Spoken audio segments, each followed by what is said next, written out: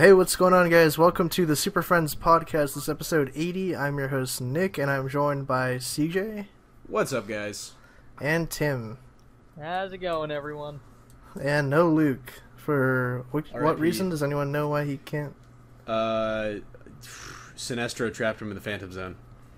Dude, this is a monumental episode, though. 80 episodes. I know. This episode is brought to you by the powerless plot generator. Damn.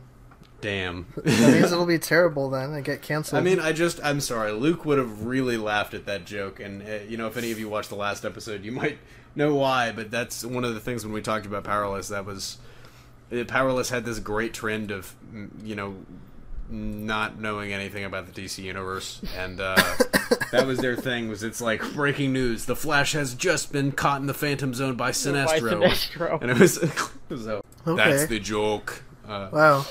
No, please. Tim, how are you doing tonight? I'm doing pretty good for right now. Okay. CJ, anything new? I'm doing good. I miss Luke. Yeah. I miss his rabbit memes. Me too. His cat, the cat he keeps posting, is there any way, you're not going to do this, but I wish we could, edit in a picture of that cat that he keeps posting, because that's an amazing, whose cat is that? Where does that cat come from? He just found some stock images, probably. I wish that was his cat. I would make him bring that to SDCC. It's like, we're sneaking it into the hotel. Yeah, speaking of SDCC, do you want to reveal anything about that? Or? Yeah, we announced it on Twitter a couple of days ago, but for those of you that haven't heard, I guess a lot of people don't follow us on Twitter. We're actually going to be going to SDCC, so if you're there, if you're in the area, we'd definitely love to meet some fans. We'd love to hang out with some of you guys. It's going to be me, Tim, Nick, DC Luke, Marvel Luke, and I believe Mikey. Mikey, I think, is going as well. I know that. I just didn't want to sound like whatever. It's the crew from NYCC, but we're replacing Josh with our Luke. Exactly. We're bringing DC. We're subbing in DC Luke for Josh. But unfortunately, Josh isn't going to be able to make it. So if that's a deal breaker and you recognize us, but because Josh isn't there, you're just going to ignore us. Completely understandable. But no, yeah, we're really excited about it. We're probably going to be doing some fun stuff while we're there to commemorate the event. But we'd love to see you guys. So if you're going, I think by now the ticket sales ended. So if you're going, you should know and let us know. We'd love to hit you up. Yeah, they definitely ended. Yeah, there's no chance. It's sold out. Yeah. But yes, even non-ticket holders, if you're going to be in that downtown area, because there's a lot to do outside of the convention center now. That's kind of like a blessing and a curse of SDCC, that it's just spilled out into that downtown area. So you can even come hang out for a day and just kind of walk around and do stuff. Hybrid Network meetup at SeaWorld. Yeah, well, no, that's that's like a half hour away. Well, no. Watch Mikey ride Shamu. There you go. It's that would actually, dude, that would be such a great idea for one of the Failwell vlogs. This just goes to SeaWorld and just the Titanic music while he's sitting there watching Shamu. And play the theme from Free Willy, the Michael Jackson song. There you go. Yeah. No, the man in the mirror. Or yeah, in terms of what I'm up to, not really too much. I'm trying to knock out my videos for the month in the span of 2 or 3 days. I'm trying to get 20 videos done. Yeah, I can't say I'm going to be doing that much. I'm definitely going to be trying to do a big chunk of my videos for the month of May this weekend, but I don't think I'm going to knock out more than a week or two tops. But yeah. Beyond that, I guess I'm just kind of looking forward to going to see Alien this Friday. Well, that's true. When this episode's up, yeah. And the embargo lifts Saturday, so when can people expect our review for that? Yes, you will see the review Saturday at 8:45 Pacific time and 11:45 Eastern. So I got the invitation to go see that in New York, but it's my friend's birthday on Friday, so I'm seeing Guardians instead. Oof. Okay. Fighting words. Guardians? What? Yeah. That'll be interesting. Everyone will be saying Guardians, and I'll be watching Alien. Anyways, definitely hyped for that. But Is there anything else we want to plug before we get into the topics here? I think we do want to mention that this week's episode, as every week, like every week's episodes have been, is brought to you by Loot Crate. Loot Crate, yes, that awesome subscription service that sends you this box of unique goodies, a lot of which you won't find elsewhere, like an exclusive t-shirt. This month's theme is Guardians, so you'll get stuff from Guardians of the Galaxy Volume 2, Destiny. There were 2 other things in there. Goonies. Goonies, yes, everybody's favorite Guardians. Just lots of cool stuff in there. I think they usually have something for everybody, including, like I said, that exclusive t-shirt. And you can actually get all that cool stuff in that monthly box 10% cheaper just by using our exclusive link, www.trylootcrate.com/hybrid-network, and the promo code BRIDGE10. Yeah. So, definitely check that out if you're a Goonies fan. Goonies, Star Wars, Goonies Destiny. fan, Destiny, Goonies never weird, say Star die. Wars. Yeah, I guess so, man. Okay. So the first topic that we have is DCEU related, and it's, regarding the marketing and ad campaign for Wonder Woman, which surprisingly actually drops in about a month from now. And I actually didn't even realize that it was that close until I saw, a couple of people kind of talking about this. I'm like, wait, it is actually, 5 weeks away. Like, oh, crap, I'm like... I'm not really seeing too much marketing. I don't watch TV, so I can't, speak on TV spots. But I'm not seeing, too much buzz anywhere, So, I don't know. What do you guys feel about this? CJ, have you seen anything? I just want to jump in real quick. And, like you were saying, I didn't realize it was a month away until today. I literally, one, because now today it is literally a month away. But I didn't realize it until the Wonder Woman Twitter account, or Patty Jenkins, or whoever it was, actually posted an image saying hey, it's 1 month away, and I had to look it up. I was like, that can't be right. That was a scheduled tweet that just went live on accident, and it's no, June 2nd. That is the release date. And I don't usually watch TV. I've been watching it a little more recently. I've been on the web a lot. I have not seen really anything.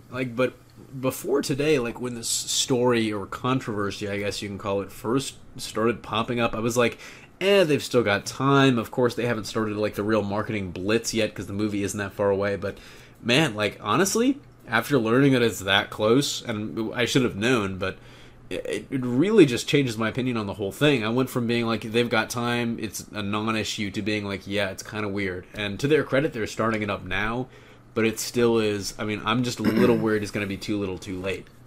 Mm-hmm. Yeah. I'm trying to think They have the King Arthur movie coming out fairly soon, I think, in a week or two. So maybe are they trying to market that first? I don't it doesn't seem like there's too much overlapping between those two movies. So I think even that is just apparently that Arthur movie is really bad. Oh, is it? I would not be shocked, but the it's one of those things that comes out. So that comes out in 10 days. It's really really close. At the beginning of this week, I guess it was 2 weeks away, but.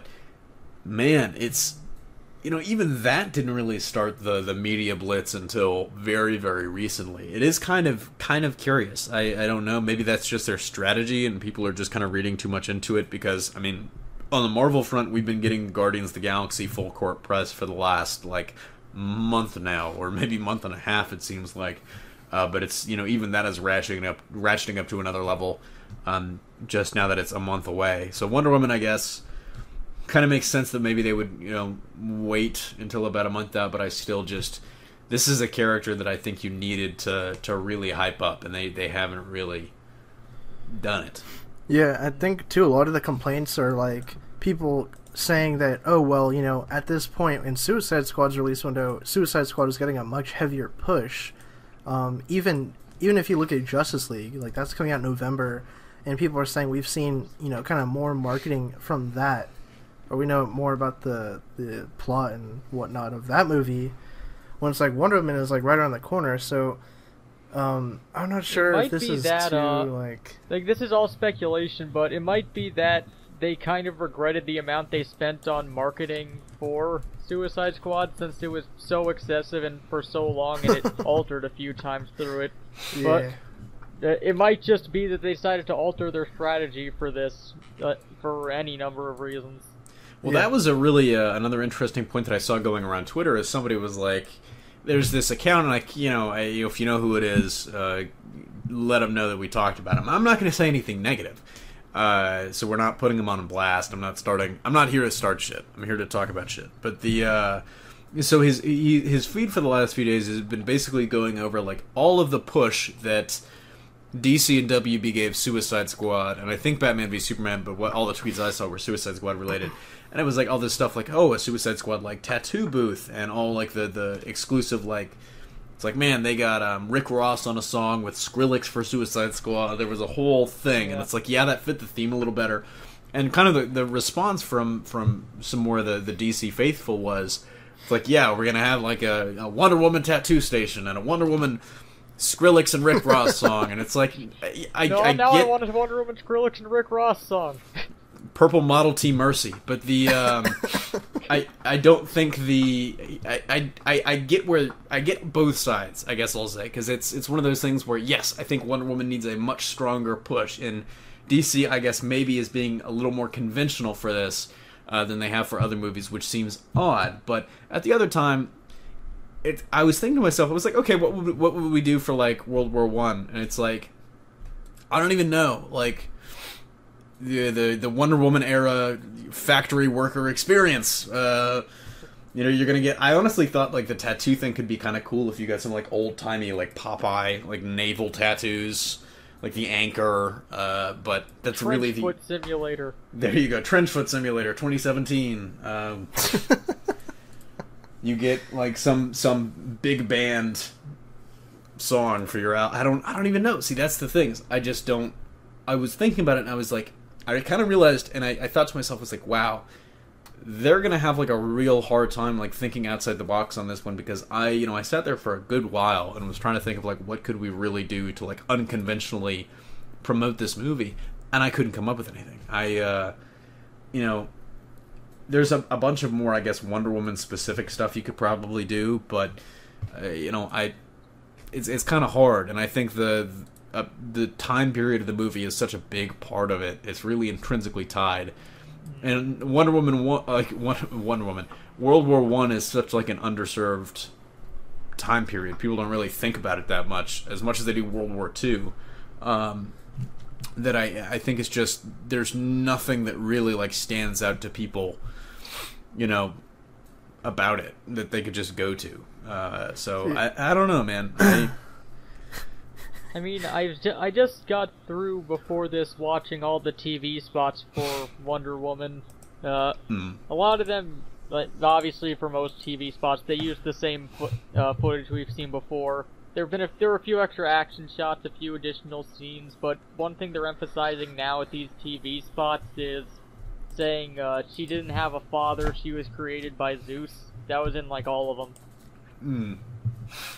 And I think that's going to be a big part of the movie if that leaked plot was true, which honestly it seems more and more like it from what we're hearing. That could be huge, because I think that could be a major misdirection. Is, hey, you're made out of clay and given life by Zeus. Wink, wink, nudge, nudge. You're the dreidel of the Amazons. You know what they could have done to tie in Wonder Woman for a marketing thing? They could have had you know how Star Wars Battlefront has like the playable hero characters like Darth Vader and all that. Yeah, they could have done for Battlefield 1, play as Wonder Woman as the hero character. That's money they don't have. Oh, okay. That's their only World War 1 tie-in right there. Boom. I mean, yeah, that's one of the reasons why I loved Battlefield 1 so much, and I still love it, is because it's like people just don't think about World War 1. And I was really glad to see like a shooter set in that era. It was kind of felt really fresh. They have Verdun too on Steam. I mean, yeah. I need to check that out. But it's one of those things. I just don't. If you can think of something that Wonder Woman could do to really like that fits in the time period, something that would be a really kind of good unconventional marketing strategy, first let us know in the comments, and then go let WB know so they can start doing that. But I couldn't think of anything. Okay. Yeah, one other thing in the TV spots they had was showing how she got the alias of Diana Prince. It wasn't a very big moment. Like, she's going to like this British guy with a big old mustache, saying asking like who she was. And he goes, "I am Diana, Princess of," and then Steve cuts her off. He goes, "Prince, it's Diana Prince." Huh. I like that. I'm thinking maybe a photo booth or like a cardboard cutout. Like it's like Irish need not apply. I don't know. Like there's only so much like shit from like the early 1900s you could really do. Good old-fashioned racism. Good old that good, not just racism. That good old that classic racism. No. Yeah, that was classic. That's been like in the in the cellar. It's vintage. Yeah, it's aged. See, I don't know. You could talk about the Titanic, but even then, I think people are going to get confused. I don't know. It's tough, but I agree with the sentiment that they're just really... I feel like there needs to be more of a push, and luckily now they're starting the more conventional push. So I'm glad at least there's something, you know? Yeah. Yeah, I mean, I don't think the root of this discussion, even though we kind of, like, joked around with it, I think the root of it is, like, we feel there should be more of a push. We're not saying, like, oh, man, the movie's going to be doomed now. Like, there's no... I mean... I'm hoping that there's more marketing. I hope people know about the movie, and I'm sure there are tons of people that want to see it and stuff. So I think we're mostly on the side of, like, where is the marketing? Like, exactly. we're on their side, like, where is it? Like, we want the movie to... I feel like I've said it before on the podcast. Like, it always feels like there's this huge drought between, like, Wonder Woman releases in terms of, like, information or just promotional material like this, and it seemed kind of weird, but... It's not an indicator of anything, it just sort of feels off. No, yeah, I mean, we can't really say there's, like, a correlation, of course, but it's a weird trend. I mean, that always just seems to happen. But no, going back to what, like, Nick said, it's like, of course, this is coming from a place of, it's not coming from a place of, like, Nelson from The Simpsons, like, ha, we're not, like, laughing at it. This is a place of concern. We actually want... more for this. We're concerned that there's not more. But in their defense, they have ratcheted up the TV spots and the trailers recently. The one thing I'll give them a lot of credit for is they're not really showing off anything new, and a lot of people will be like, well, why are you giving them credit for that? And I was like, well, they're not really giving anything away either. I honestly, like, if that plot leak turns out not to be true, like, I read it, of course, but if that plot leak turns out not to be true, I know nothing really about the plot of the movie. And I'm completely comfortable with that. Yeah. Okay. I mean, I think we've kind of said our piece on Wonder Woman so far. So, another movie that I mentioned earlier, Justice League, apparently they're having no problem with their marketing campaign in the form of Lego sets now, I guess. We're getting leaked Lego set shows our first look at Steppenwolf in the movie. Yeah. Steppenwolf, he's Lego, so I think me and Tim came up with... He's Step-on Wolf. Yeah, what do you guys really think bad. of him? That's his primary form of attack. He lays around unsuspectingly, and then the Justice League steps on him, and then he got them. He looks, to me, he looks more so accurate to, like, the Earth 2 version, which I think a lot of people... He definitely does. He does. When I was looking at it, he kind of looks like a chrome... Well, not even a chrome, like a, painted gray version of Odin. A little bit. He kind of does. And maybe it's part of, like, it's so low res that we can't really see the face details, but it kind of does look that way. Yeah. He's got the white beard, he's got the pointy helmet. Yeah. But I actually like some of what they've changed. I think people read way too much into... I can't remember which producer it was that said it, but they did say, it's like, don't worry, Steppenwolf's not going to look like that, in Justice League, right after Batman v Superman, and it was like, well... He kind of still looks generally the same. The helmet's the same. If he's going to be about that big. He's just not a big old monster man who's naked. Basically. But, I mean, he's not that, and he doesn't have, like, an alien face. It looks like he has an actual face, which makes sense when I guess if you've read up on what, like, some Ciaran Hinds interviews about it, when he said that he basically didn't even do mocap. They just, I guess, recorded his face, and speaking, so that's kind of... It seems like it's just going to be his face in the helmet on, like, a CGI body or something like that. Superimposed onto the body, yeah. But you know what be as seamless as Cyborg. Of course. But you know what I did notice in this little image, guys? So as you'll see, this Lego Steppenwolf comes with an accessory, and that accessory is an axe that it looks like he likes to swing. I think the thing I'm most happy about is that he still has his cube. There you go. I'm glad that kept from the BVS extended edition. That was the crux of the character. It really was. That's where all the development went. But I'm glad that it looks like, honestly, it looks like that Justice League plot leak might have been true, because I'm just going off like the amount of axe swinging we've seen in promotional material at this point, which is 1 for 1. So also, it's cool that there's nothing against it. Yeah, there's little, we haven't not seen axe swinging. That's we don't know fully what he looks like right now. We just have like the Lego representation of him, but now we have a general layout of what his look will look like in the full version. Lots of gray and red. What were you saying, Nick? There's a little the parademon too, right? The green, green and yellow. There's a green and a yellow one. Yeah.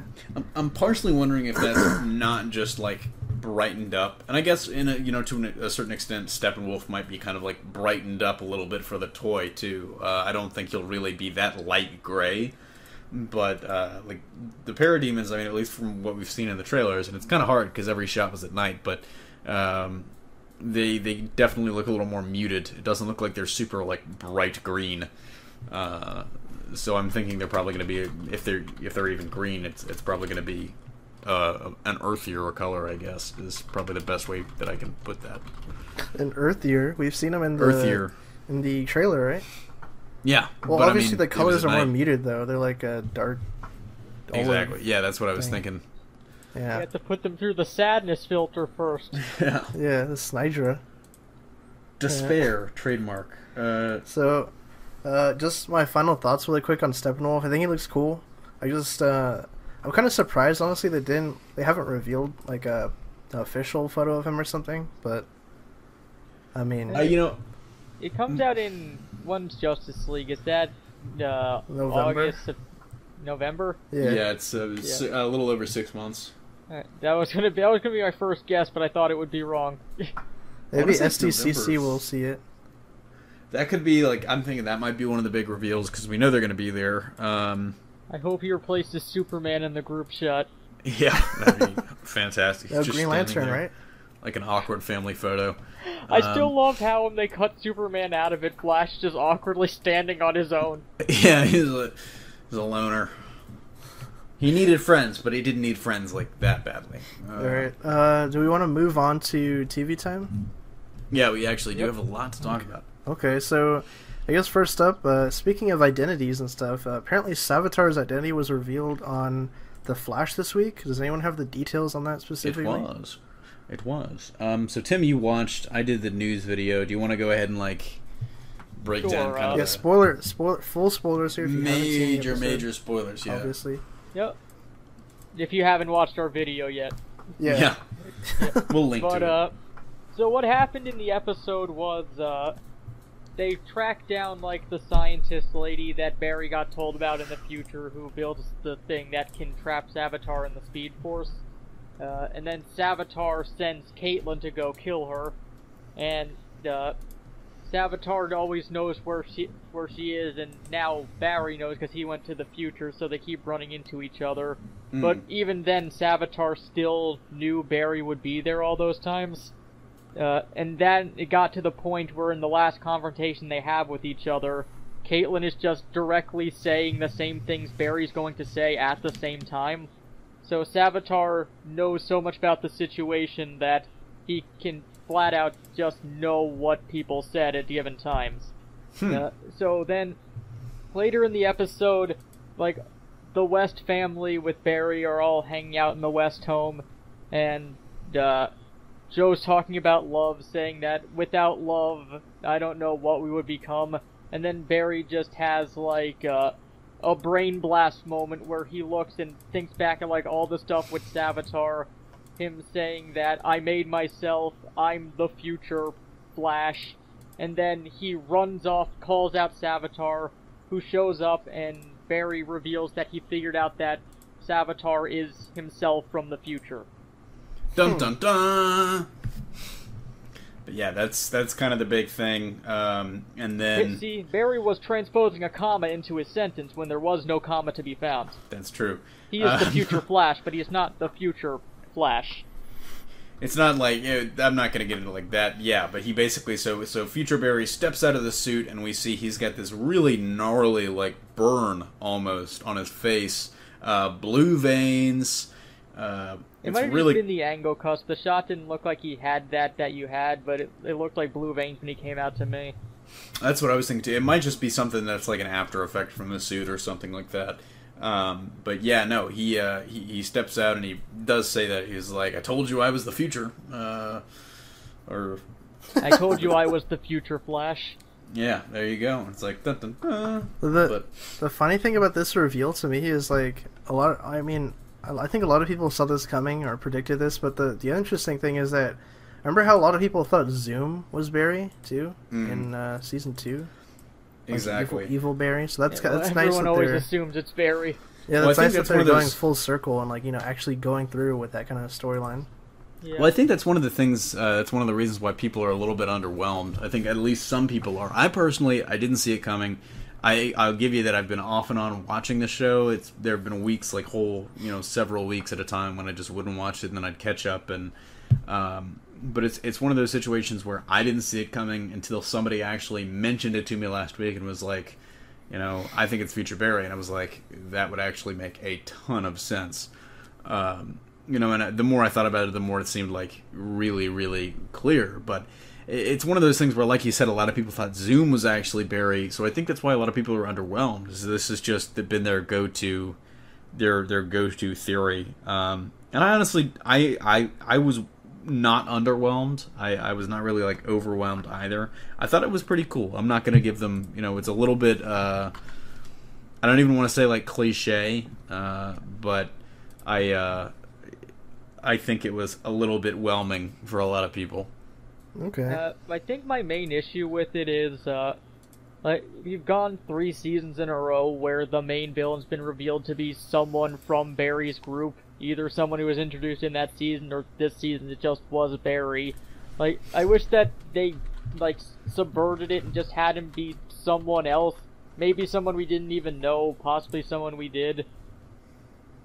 It feels like we've been here before. It's not the same thing as Zoom or Reverse Flash, where they were trying to manipulate Barry to help them out in some way over time and then just try to get in there.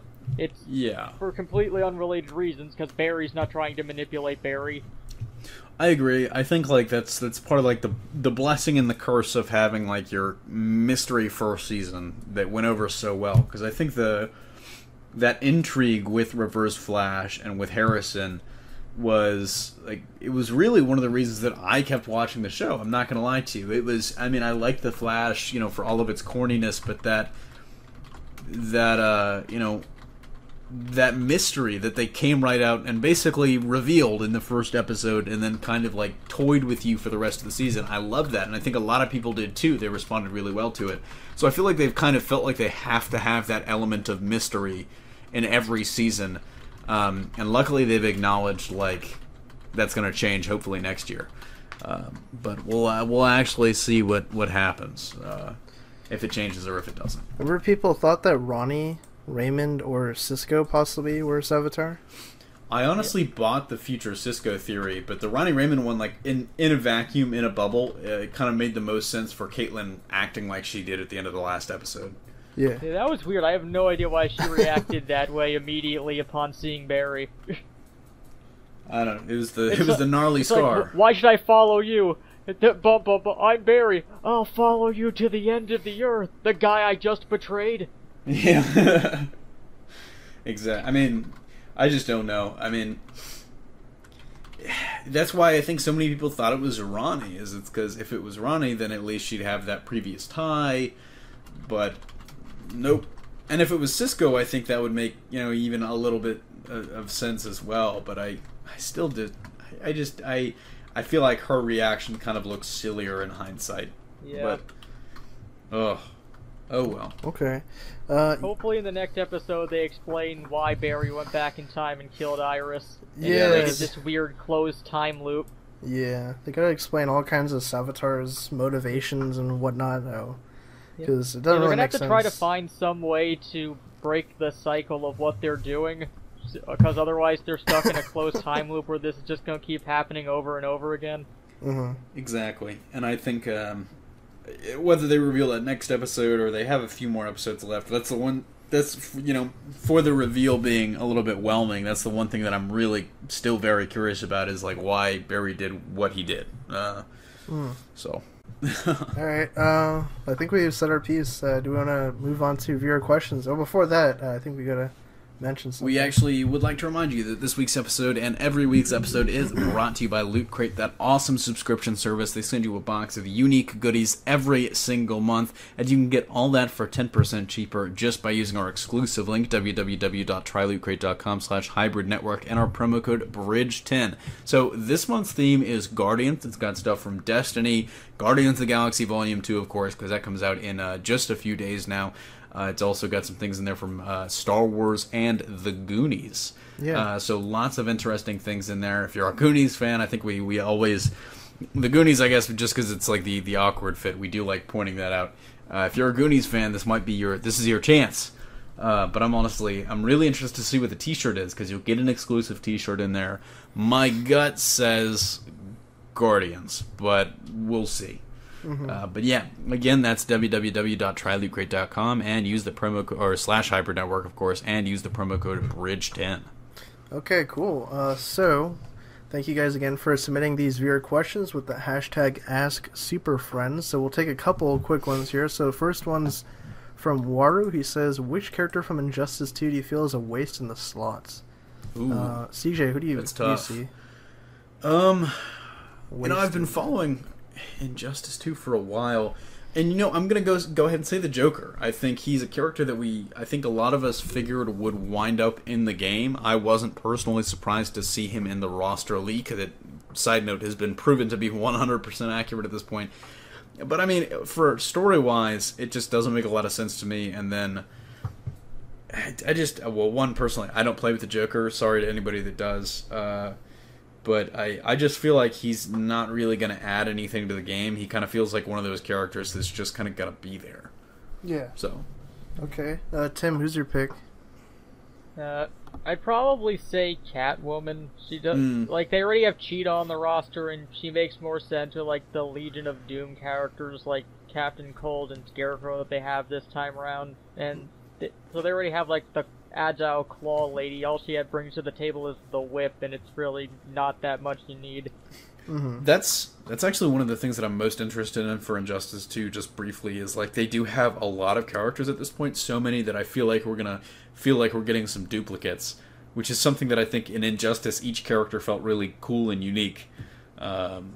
It's something like I'm how concerned about for the sequel. Sinestro and Green Lantern felt completely different from one another. Well, that's true, but I think that's like the one example. In this case, we can point to, I think, I'm not sure a character like Dr. Fate is going to be 100% different from Hal, who's going to be probably pretty similar to Atrocitus. And then you got Superman and Supergirl kind of in the same vein. You mentioned Cheetah and Catwoman. The Joker in there, I mean, I'm sure he's going to be a little bit different from Scarecrow, but in my mind, they kind of occupy the same space in a way. And I think you can maybe even lump Captain Cold in there as a similar character. I mean, we haven't played the game yet, so we don't know. It's just, on the face of it, there doesn't seem to be as much variety in this one as there was in the first one. Is Deathstroke Actually, in this I feel game? like there's more variety in this one than there was in the first one, just with the types of characters they have. It's really just a handful of ones that seem similar this time. I'll agree to disagree. I'm still buying the game. It's not like this is going to stop me from doing that. I just pre-ordered it today. Hey. So, Nick, how about you? Is Deathstroke in this one, or no? No, he got replaced by Deadshot. No.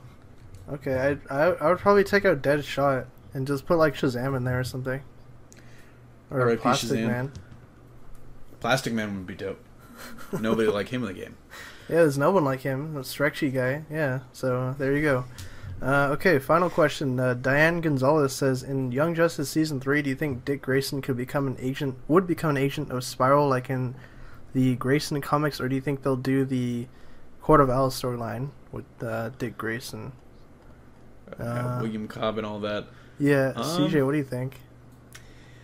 I'd be down for it just because I love that run, and I'd like to see it adapted into something at some point. Tom King and Tim Seeley, like, it was just a super team for me. I mean, you see how well Tim Seeley's doing continuing to do on Nightwing now, and Tom King, of course. Whether you like or dislike his Batman run, I think a lot of people can agree. Like, the vision was so good. His talent can't really be denied. I think it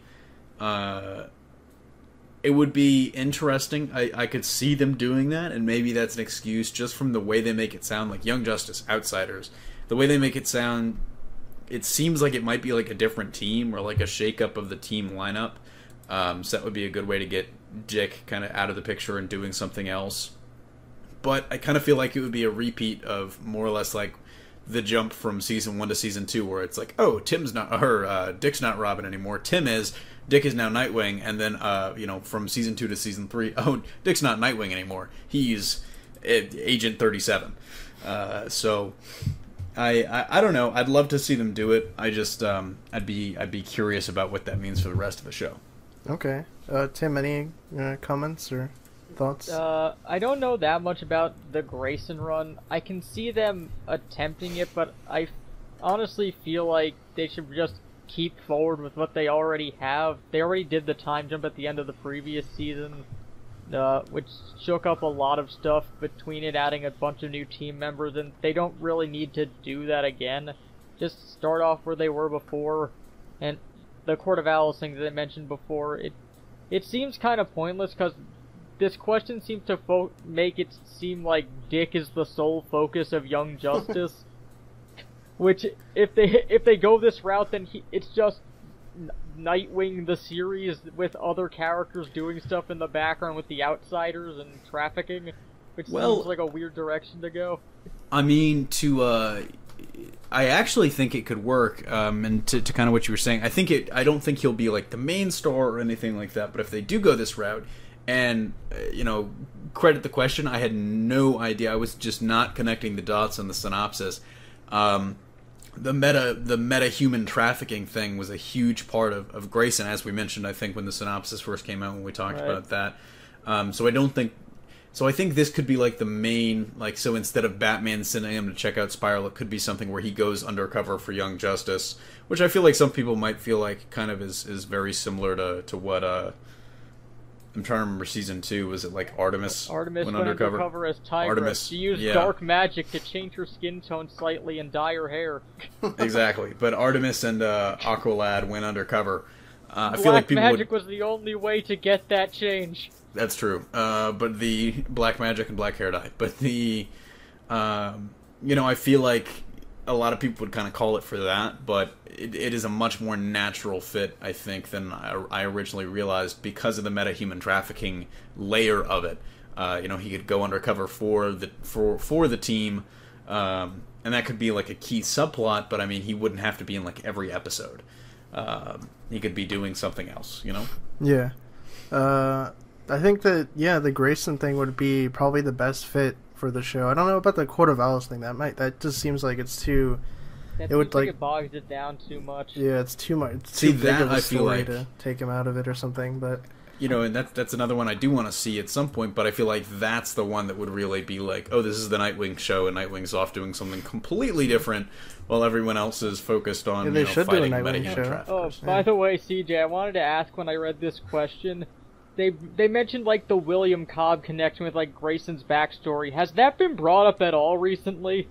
I don't think so. I feel like that went away almost immediately. It did. I think it's been referenced a little bit, especially with the Lincoln March thing that popped up again later in Batman. But I really don't think it's been brought up again. Or at least it's not been really made a huge deal.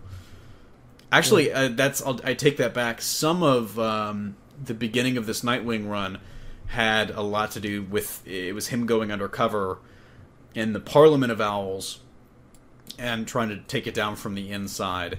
But and that kind of played into a big, it was why they really trusted him. They were like, oh, you finally come around. No strings attached. But it was... So I guess it has come up. I feel like there wasn't a huge payoff to that revelation. Yeah, they don't really mention it explicitly. It's more like, I guess, implicitly kind of acknowledged. It's like that's why the Parliament is even trusting him. Right. But yeah, it did. So to answer the question, it did come back. It's just it was never it was a pretty huge revelation for the character, especially in the context of that arc that was not really, I guess, treated as such. Okay. So yeah, Diane, hopefully that answers your question in a very roundabout and then way. Some. Yeah. We went all these different tangents. But anyways, I think that does wrap up the episode. Thank you guys for checking out Super Friends number 80. If you want to follow me on social media and tweet questions at me or just talk about DC or movies or whatever, you can find me on Twitter at who's_Nick. CJ, where can people find you? People can find me at CJ Pascal. Okay. Tim, any social medias? And I'm at Aussie Dragoon on Twitter. Okay, awesome. And I think Luke is at like Hybrid Lurk or something. I haven't been able to find him though, so gotta. I'm trying to figure out what he was. It's not what I thought. I was looking to tag him because when I announced the SDCC thing on Twitter, I was looking to tag him and I could not find him for a while. It's not his usual handles. Okay. Hashtag where's Lurk? I don't know. You got someone find him. Someone post in the comments. Somebody find. Yeah, I think we will see you guys on the next one.